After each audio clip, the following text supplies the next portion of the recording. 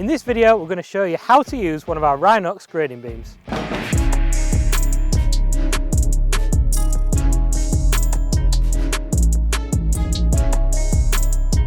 The grading beam is a wide, flat-bottomed attachment, and there's just a couple of features that I want to point out to help you grade using one of these attachments. Such as the fins on the front here. This is so when you're dragging the material, you have a little bit of capacity to drag more material towards you. This also helps feed the materials in towards the centre, and you also get somewhat of a blade shape on the edge, so you can get close to any edges or curbs that you might be grading towards. With the grading beam tilted up, we can see how wide the attachment actually is.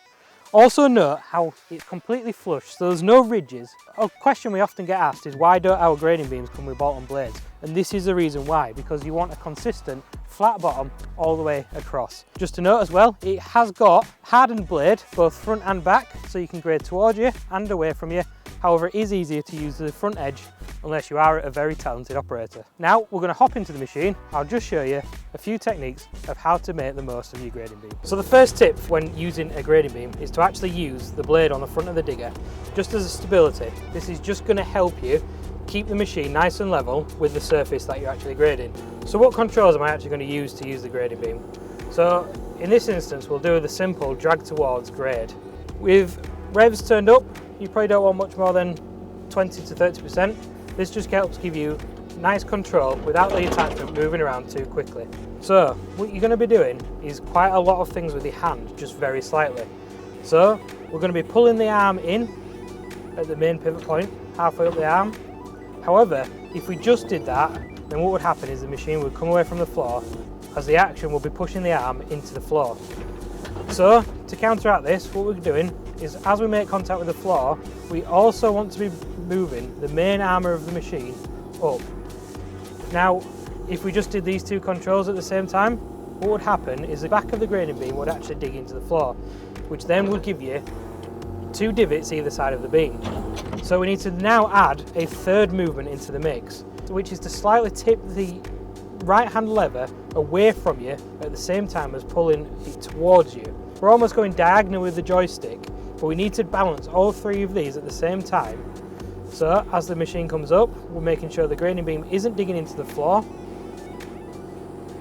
And this is where the real talent comes with a grading beam, is how much you actually have to balance between your joysticks to keep it really flat and really level, but applying enough pressure that you are actually compacting the material underneath.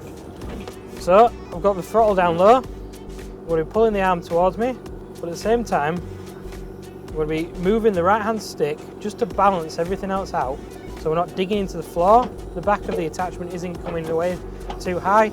Now as you're getting right up towards the machine, don't worry if the attachment actually starts lifting away from the floor, because what you're going to do is actually just pick up a little bit of material to start the pile, so when you move back you've got enough material to start the next grade.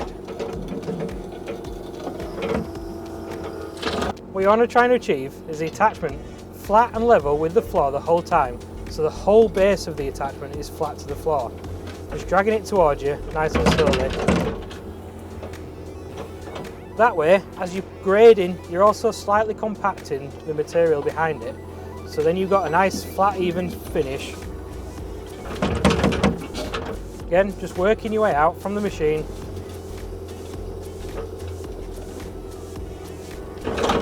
So you're consistent all the way to your machine's reach, and then you can reposition your machine afterwards. Now as we said earlier, we can use the back blade of the attachment. It's exactly the same motion as before, however you're just working away. Now this bit does take a little bit of practice, as it does feel unnatural to people that have been using excavators for a while. The more you use the grading beam, the faster you can get with it, and the more revs you can add.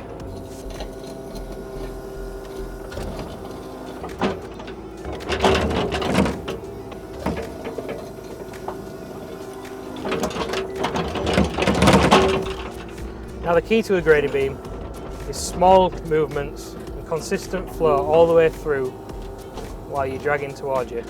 So you only want to be using tiny movements on the joysticks to keep the consistency all the way across the grade.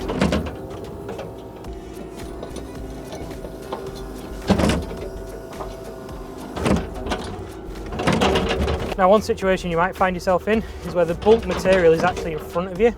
So what you could do is use the dozer blade and push the material to the far side and then work your way back with the grading beam, or you can actually still use the grading beam.